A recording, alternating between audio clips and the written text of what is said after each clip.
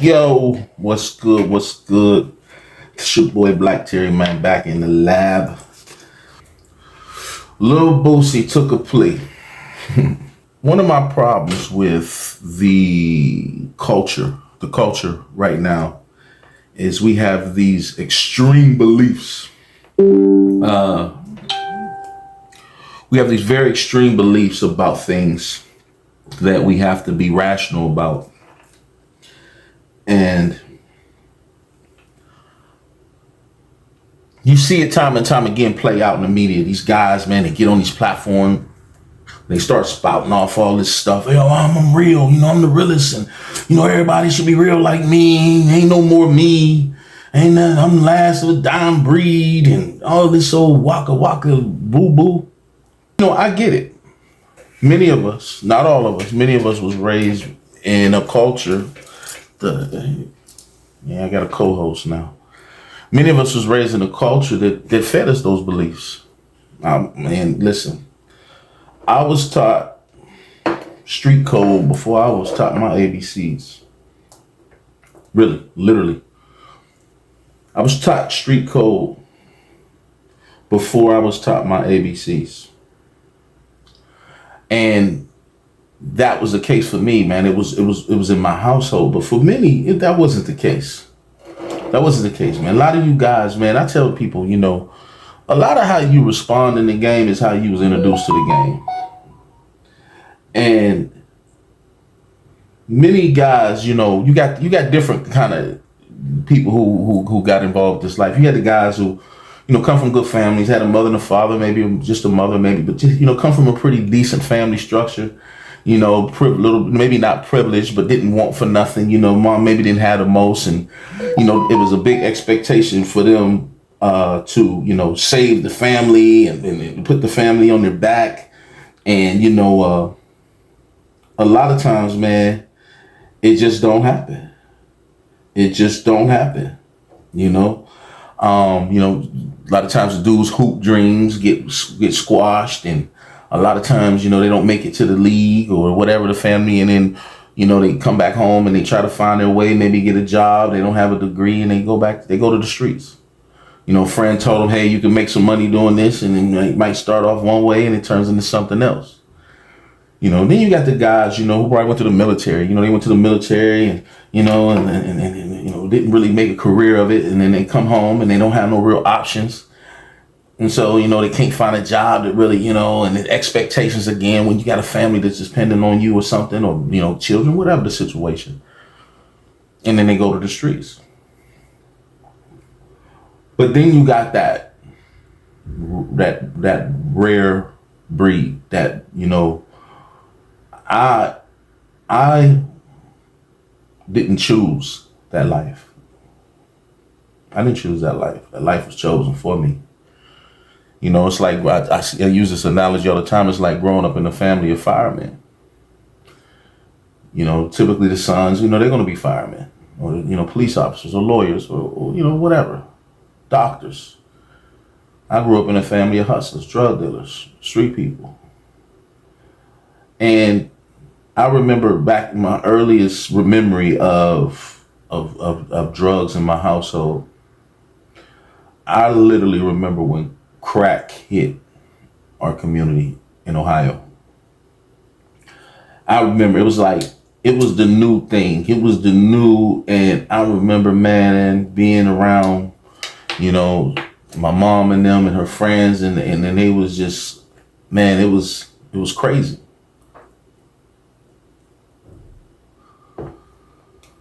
It was crazy to watch how they just clamored every day, became just about getting high and, selling it and this and that, people coming in and out of the house. I'm like, what the hell? And I probably was about, when crack hit our city, I probably was about 10, 11 years old. 11, 12. When it actually hit. In 85. It was about 12. And I remember my mother, they would get so high that I would have to answer the door because people was coming to buy crack. And they was cooking it right there on the spot, because back then, people was still learning. They was cooking it right there on the spot. So people was coming, and I started, working the door. Because I would give me a little something, a little $10, and I'm 11, 12 years old. That's a lot of money to me.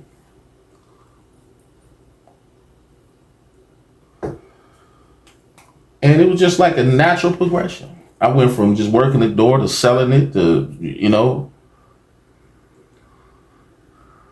it was like, I remember my teacher asked me, she said, Mr. Tarver, why do you always miss the first 4 days of the month? And I laughed because I couldn't be honest. And I gave her some excuse. It was a lie, but I always missed the first 4 days of the month because that was the most busiest, profitable time of the month. So I would skip school first 4 days of the month, stay home, and me and my mother would trap out the house so we could pay the bills. That's how I was introduced to this game. I wasn't, didn't go because she didn't buy me Jordan, so I went. Man, the first pack I got, my mother gave me. I didn't pick this shit, man.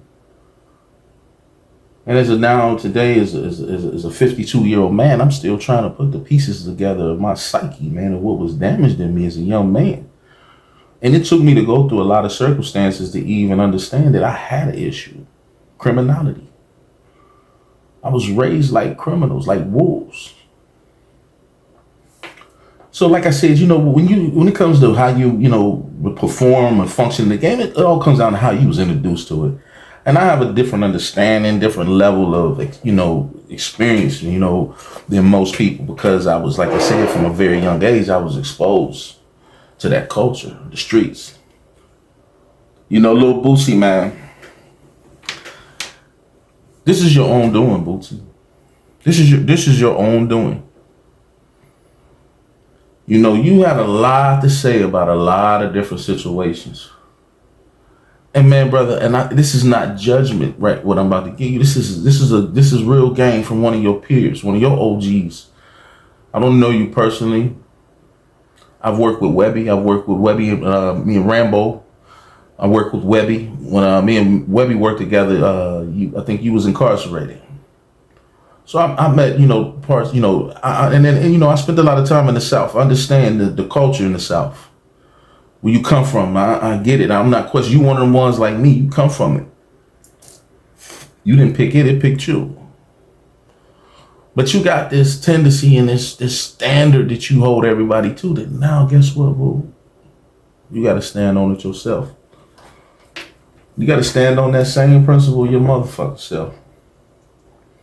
When you heap these expectations and burdens on men, don't think it's not gonna have a karmic effect on your life. It ain't gonna come back around, bro. Like dudes like you and the dude Wack. Like, come on, bro. Y'all being messy, man. And I'm gonna tell you something, and I've seen this 1,000 times. Just like I called it, and go back on my platform when I brought up about you in Loose Cannon. Wack, you can't sit there and act like everything streets, everything, all streets and penitentiary, bro. You misleading the people, man. A lot of your theories and stuff you say is just, and that's the only reason I even invested in this shit. I get tired of, y'all feeding the people bad intel, man, bad information, bro. Come on, man. Don't say nothing at all. Talk about what you know about. I seen you give an interview on It's Up There podcast with Loon, man. True, man. Loon really, Loon top dog in my book on all platforms. Joe Budden's $1 million worth of game. Loon got a level of intelligence that he brings to his platform, but I think he bringing too many people on his platform that sound like they know what they talking about, but they misinforming the people. We have this idea because somebody's a celebrity or they wealthy that they're intelligent. Like, no, like, come on, man. He know what he knows, and Wack, you gave a very good interview about the music industry and how it works and the structure of the songs and all that stuff. Man, that was dope. That's what you need to double down on. That's what you need to talk about. But when it comes to this fair shit and the street shit, man, bro, stop it, man, because you misleading the people, man. And it's just like I see the blind leading the blind, man. Y'all, man, and I know dudes that just allegedly went through this process of dealing with the feds and shit, and they still don't know what the fuck they talking about. Come on, man. Y'all misleading the people, man. feeding the people bad food, man. Bad bread, man. Bad information, man.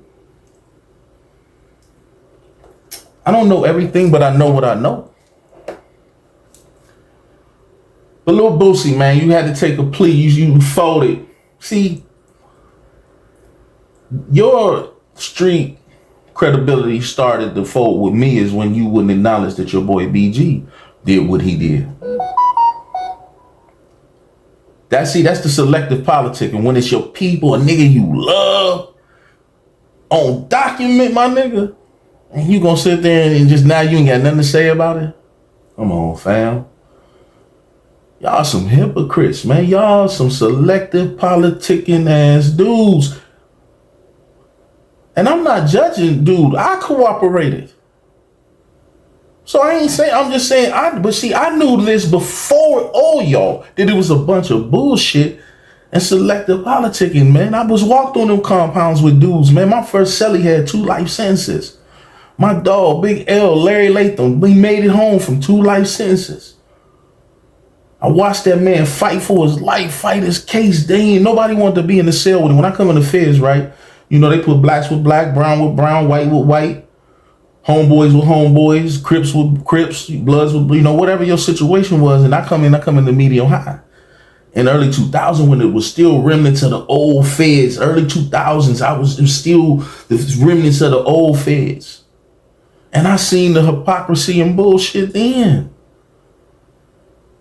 I mean, listen, if I had a penny for every time I seen this scenario, I'll be a millionaire. When you get the dude who you come on the compound, he checking paperwork, he doing background checks, he a shot caller, he called the plays, he control the bag, he control the stamps, he control the whatever the industry that, you know, that group in. He the man. So, you know, it's his job to make sure everybody clean. But I done seen too many times, man, dude come on the compound. He got a couple dollars. He got a little money. You know, he can boost the gang. He can help everybody. He can feed everybody. They look the other way. They don't want to check his bill. Oh, he's straight. You know, I do the vouch for him. Oh, that's my man.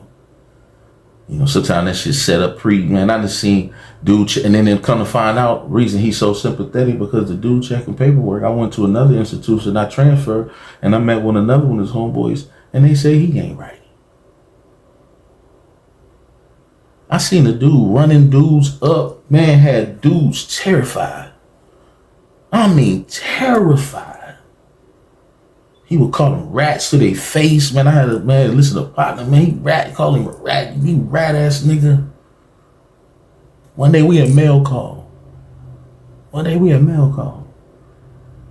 they call his name. Now he been in 19 years. A lot of times them guys don't get no mail. And when they do, it's some legal shit or something. So they call his mail. So it was a pack out slip. All niggas, if you know, you know. You in the medium, been in, you got 15 years, you been in 7, 8. You get a pack out slip. You going? I don't know. I gotta see. I don't know. Nigga, he running back and forth to the phone. What's up, bro? Oh man. 2 days later, he get on the bus. He go back to court. About 3-4 weeks go by. Some of their homies come in. They say, man, dude down in the jail, man, frying dudes, man. This is the same dude that was checking paperwork and running dudes up and putting hands on dudes, all kind of shit, organizing squads, goon squads to run dudes out of cells. Man, these dudes was going hard. And he was the shot caller, but he wasn't right.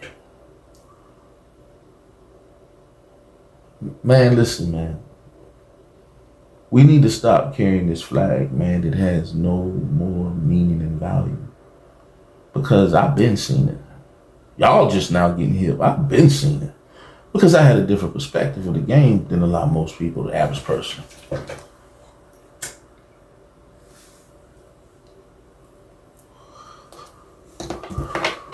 Boosie. I see people making this argument, whack, and you know what, I'm not gonna keep saying, dude. I keep seeing people make this argument that it's a possibility that if the security guy claims the gun, Boosie can beat it, because this and that, and Boosie. Now this is something too. Now everybody's seen on video where when they said it's a second gun, Boosie say, that's my security gun. Like, let him say that. See, this is what I'm talking about, bro. But you, Mr. Anti-Rat, anti-snitching, you snitched in the first 10 minutes of your arrest. You weren't supposed to say nothing. Call my lawyer. That's my security gun. I said, kiss my ass, man. You see what I'm saying? Now, I think it was a nervous, impulsive response. Cause Boosie, you so far removed from the game, bro. You ain't, and that's what I'm saying. Like, you niggas, you suffering the consequences of the karma and the ignorance that you keep perpetuating when you made it out. When you made it out. Beautiful projects you're doing with your properties and real estate. You made it out. And you keep perpetuating this shit to those who ain't made it nowhere, bro. This is why your karma, bro. We all suffer, man. I'm not judging, bro.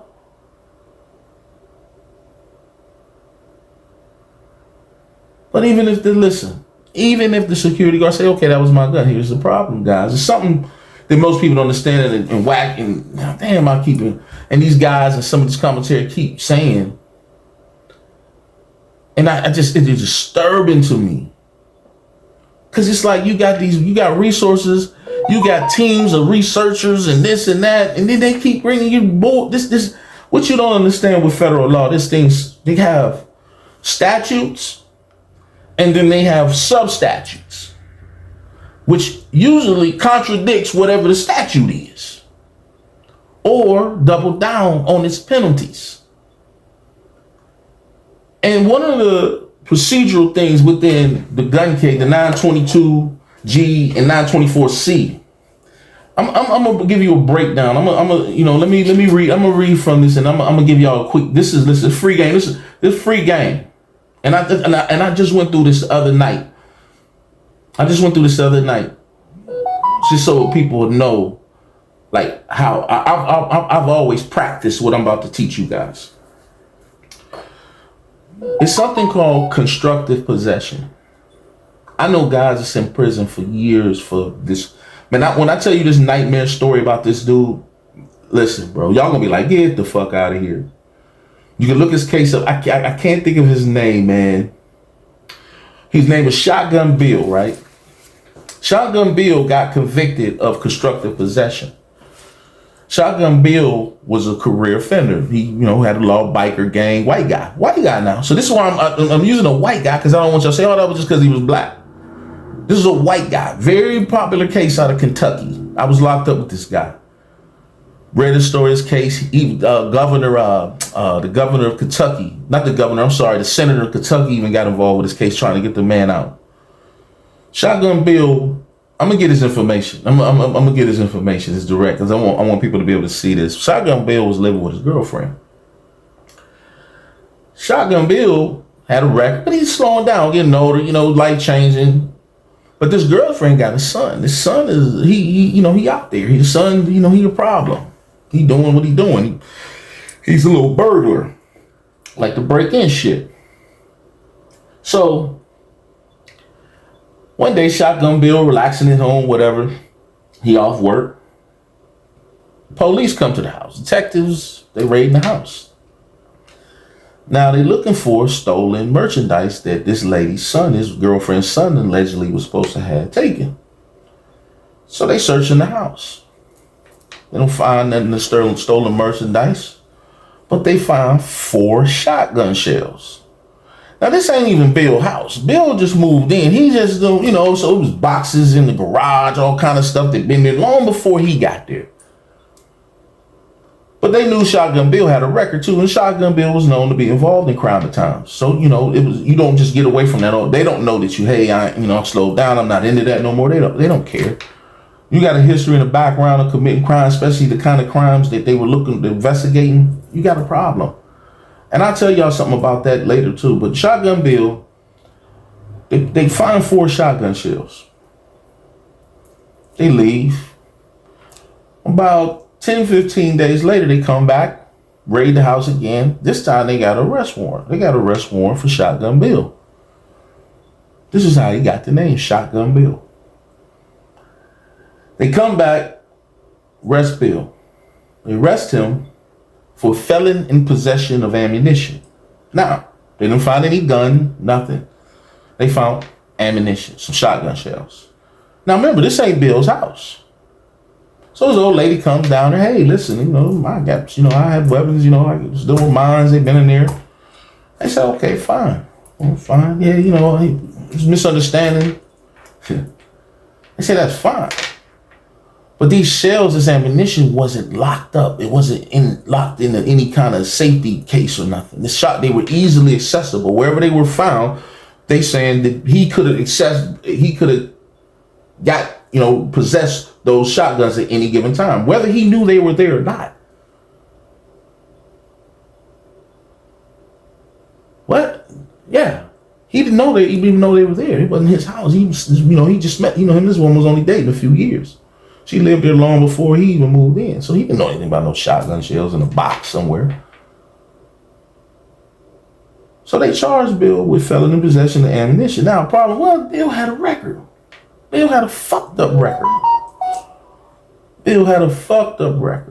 So guess what? That qualified Bill for the ACCA, which is Armed Career Criminal Act. Which the Armed Career Criminal Act carries a mandatory 15-year sentence. Bill got 15 years for 4 shotgun shells that he didn't even know, but because they weren't locked up or locked into, some sort of lockbox or ammunition case, it didn't matter.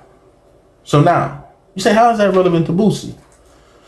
Even though dudes say, hey, yeah, that's my gun, both of them are my guns, it doesn't matter because they weren't locked. They weren't holstered or locked in some sort of lockbox. They were easily accessible. It's called constructive possession. Now, I'm going to read this to you. What is constructive possession? Constructive possession means you didn't physically hold or carry the gun, but you still had the power and control over it or knew where it was and had access to it. You don't have to be caught holding the gun. Just knowing about it and having control over where it is can be enough. Now, how does that apply to gun charges? Well, with the 922G, which is felon in possession of firearm, this law makes it illegal for certain people like convicted felons to possess a firearm, ammunition, even for a moment. Constructive possession allowed the government to charge you even if the gun wasn't in your hand, pocket, or waistband. Example, if a gun is in the glove box of your car and you're a felon, that can be constructive possession. Under 924C, possession or use of a gun during a crime of violence or drug trafficking, because now that carries an enhancement. This law punishes anyone who carries or possesses a firearm during and in relation to a drug trafficking or violent crime. If you constructively possess a gun while committing an underlying crime, you can still be charged under 924C, even if you didn't physically use it. There's a legal standard for constructive possession. Now, this is a 3-pronged legal standard. You knew about the gun or ammunition. You had control or ability, intent, exercise control over it, either directly or through someone else. The gun wasn't just nearby. It was under your dominion and control. A gun is found in your bedroom closet, but you're not home. If it's your room and your clothes are next to it, that can be constructive possession. A gun is under the passenger seat of a car you're driving. You may be seen having control over it. Proximity. How close was the gun to you? Ownership or control of the space. Was it your room, bag, house? Statements. Did you say anything that links you to the gun? Fingerprints, DNA, witnesses, and informants. Listen. Boosie fuck, man. Ain't no, oh, he can beat it because this, that, no. The fact that guns was openly available to Boosie, that he could have possessed one, and then they got him on camera possessing it. Now, if they'd have came up on that vehicle and the guns weren't in the vehicle, that's why the guns weren't in the vehicle with him, he would have had an argument because he could have said the other gun was a prop. They would have had to place the specific gun, but by them catching him with, and he's gonna sit down. Now, Boosie got a bit of a record, but I think it was a good thing. He probably won't sit down for long. I think Boosie have about, I didn't do the research on his criminal history, but I think he has about a 9-point criminal history. And that puts him, in a certain category, which I think that puts him in the category 4 of his criminal history points. In the gun, it pushes up to about 46 months on the scale, but that's another story. I didn't want to get into the nerdy details.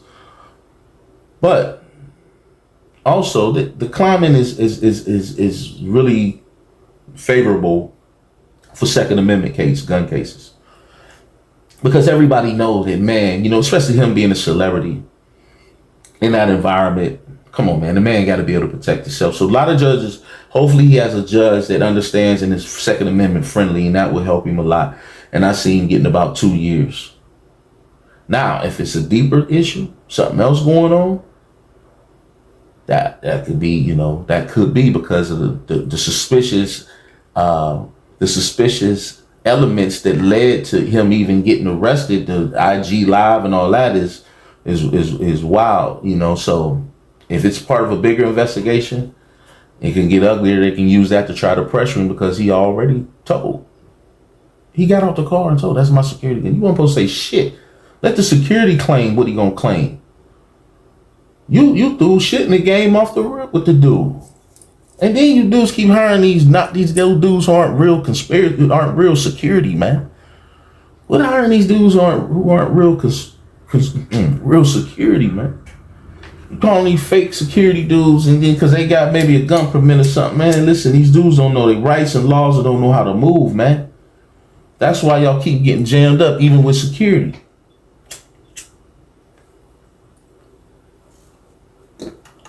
Honeycomb Brazy, same thing. Nigga security, man, get that shit out of here, man. Y'all professionals, man. Spend some money, man, and quit spending on jewelries and watches and goofy shit, man, and put it on your security, man.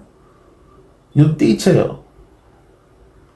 But, man, y'all gotta stop this bad information, man. Boosie, he going to jail. He gonna get about 2 years, 3 years, maybe. Because I think most of his charges that he is outside of the statute, I think it's 15 years. His last case was 2005 or 6, so this is 2025. He right at the window. Well, they go by when the crime happened, so yeah, they might have a couple charges, but I don't think they could career him. If they can't career him, he probably get a couple years, 2 years, 3 years. That's what I call, but he's definitely getting. It's no fight. Constructive possession is right here, man. Look it up. Little dirt. He's fucked for a lot of reasons. And it's funny now, I had made a post a while back about even when you're on a conspiracy and you take a plea, you're snitching. I don't care if you don't cooperate, period. It's just, the Young Thug situation. You want Gunner that he took a plea, you get mad so you could ultimately take a plea and drag him through your process. It'd be different if you took it all the way, nigga, you play it. So now, this is why this is stop it. Let's stop it. Let's scrap the old rules. And somebody said this the other day, we need to come up with a new set of rules to clarify everything. This shit need to be written down because when you don't write stuff down, it has a tendency to get misconstrued and based on the level of understanding of the people who listening. I just got in an argument the other day. I'm complimenting the dude, he got mad. Because he didn't understand what I was saying. Weirdest shit in the world, man. I'm complimenting him, but he had angry ears. And he was in such a defensive mode, he just goes straight off. And don't even realize I was complimenting him. But it's because he had angry ears. And his comprehension level ain't the best. So this is why you can't get this type of high level game to some of these dudes, because they don't even understand what they're dealing with. We need some leadership, man. I would love to hear from Mr. Dr. Guy Fisher, man. I would love to hear from some of our OGs, man. Akbar Prey. Some guys who've been through it, man. We need some OGs to step up, man. We need to set out some standards and some guidelines, but write them down and adopt them. Because what's going on right now is silly season because it's selective politicking. We pick and choose who we like. Who snitched and who we like. We like them, they snitch, oh, well, I don't know. And then if we don't like them, they attack them. But it's not solid. You got some solid dudes. I'm not saying everybody, but the consensus is phony, though. Man, I've seen it all, man. When you didn't see, that's the problem for me. I seen too much. So I can't unsee what I saw in this game. From prisons, penitentiaries to the game. Because I played the game at a high level. So I understand like both sides of the tracks, but I didn't come from that. Like I said, I was, I was taught the game in the household. My mama was a thug. Pistol packing, 5'3". What? And would bust that gun. But I had to live with it through her demons too. I had to live with it through her demons. I didn't choose this shit. That shit chose me, man. It was given to me, man. My playbook was flawed from the beginning.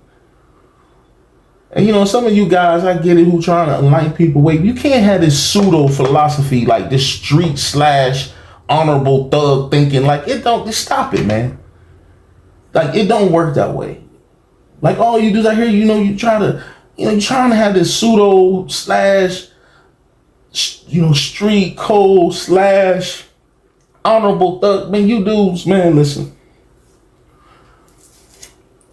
Y'all don't even understand the ugliness that exists in that realm, in that game. Because if y'all did, y'all wouldn't promote this shit. It's called a game, but it's not, man. It's a toxic subculture, man. It exists, man. And I'm telling you that, man, nobody survives. I tell people, man, you either gonna lose your life, you're gonna lose your freedom, or you're gonna lose your reputation, man. Those are only 3 ways out. You die, you spend it in prison, or you leave out with a bad label. Only 3 ways out, man. Only retirement plan for ex-street dudes is called SSI. $700 a month. Some dudes say that's okay. Some dudes satisfied with that. I ain't mad at them. But when you spend your life and giving your life to something that can't give you nothing back, man, it's the only consequence. It's the consequence of it. That's the consequence, man. Stop watching, man, Power in them, man, because you don't retire. That ain't how it works.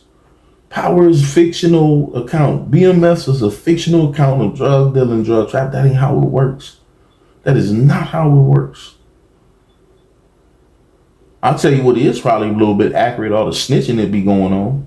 Niggas, because, this myth that the snitching start from the bottom up. Some little weak guy gets busted and then he start. No. I can promise you probably 75% of the information starts from the top down. It's chess, barter and trade. Mexicans, everybody, listen, whoever. But black people, we've been the scapegoats and patsies, and they feed us this, cold, stand up, this, while they serving us up left and right. Look at what's going on in the media, man. Your boy, the Chapo, his sons, man, Mayo, they didn't, bro, this should be a sign, man. The top tippy 1% of the game is ratting like crazy, getting whole deals. You niggas don't see what the fuck is going on, and y'all keep promoting this goofy shit. Man, smart is the new gangster, man. So I see Boots get about 2 years, man. He gonna sit down 2 years, man. And don't be running around saying he's snitching. Like the little dude on Prison Tips. Talking about YB snitched. Just because he don't like the outcome. That little dude Kyle, man, talking about YB a snitch because he didn't like the outcome. Now see, this is what I be talking about. You have to be bipartisan. You have to learn when you're in this space of law, those things don't apply. They can't exist together. Street code and law. You can't be both. Now you're contradicting yourself. Because the reality is snitching is a legal strategy. Whether you like it or not, snitching is a legal strategy. Hate me for saying it. Everybody don't deserve your loyalty. I'm sorry. There's people I would die for, and there's people I wouldn't do a day for. There's people I'll do life for, and there's people I won't do a day for. Everybody don't deserve your loyalty, man. Fuck that. So I understand. But listen, man, Boosie, you going to jail. But you good, bro. You're going to go through about 2 years, man. You need it, man. You know, get yourself healthy, man. Read some books, man. I'm going to send you a book. Listen, I'm my next one. I'm about to talk. I'm going to break down the conspiracy law. I'm going to break it. Listen, everybody should have this book. This book is called The Portable Guide to Federal Conspiracy Law. Tactics, strategies for criminal and civil cases. Listen, this is what I be talking about, man. Y'all got to read, man. Stop listening to these celebrities, man. I also keep a federal sentencing. Let me see. I can tell you what Boots probably gonna get. I think, if I'm not mistaken, when I did the math, he was about a category 4 with his criminal history. Now guns start at, I want to say 17 on the scale. Yeah, Boots looking at about 37, 46 months, something like that, somewhere in there, and he'd be all right. But these books, man, very, you gotta understand what you're involved with, man. I'm not a lawyer. I'm not giving legal advice. I'm just talking. But I have a lot of experience dealing with the feds. I did 19 years in federal prison collectively. I've also got my sentence reduced pro se myself twice pro se myself. And I also utilize the Rule 35. But like also what I tell people, using the Rule 35 doesn't mean you're also implicating somebody else or telling on somebody else. And this is what, like, one of the myths and the things that be out there floating around. The feds, listen, man, do your homework. But I'm going to break down this conspiracy law and relevant conduct. People like to say ghost dope, but what really the legal term for ghost dope is called relevant conduct. And I got sentenced based on a lot of relevant conduct, and I have a lot of knowledge of how it works and how it works now because things are different. Things are different in the feds. But man, it's your boy Black Terry, man, Hood Politics. Just breaking down what constructive possession look like, you know, because, you know, people trying, oh, Boots got an argument, no, Boots dead. He going to jail. But not for long. Boots probably get 2-3 years. Go sit down, get out. But Boots, stop, man, holding everybody to a standard you don't live up to, Playboy. That's my security gun. That's my security. Come on, bro. See what I'm saying? But I knew you was flawed, man, when you looked the other way on BG because, man, that boy went in the courtroom, got in a box. I don't give a fuck. They was supposed to hold their nuts and go to trial if old boy flipped it changed his mind. That's what was supposed to happen. And I ain't got no problem with BG. Love BG. You know, been a fan of BG since BG's True Story. You know, fuck with BG, you know, it's music, but that's just me. I'm just calling it what it is, man. Y'all don't like it. And I'm not judging because I've been there. I sat in that seat. But when you went flaw on your boy BG, man, and didn't stand on business, I knew right in there you had it in you, boo. And then you telling them people, man, that's my security gun, man. All right. Man, Hood Politics, man, I'm out.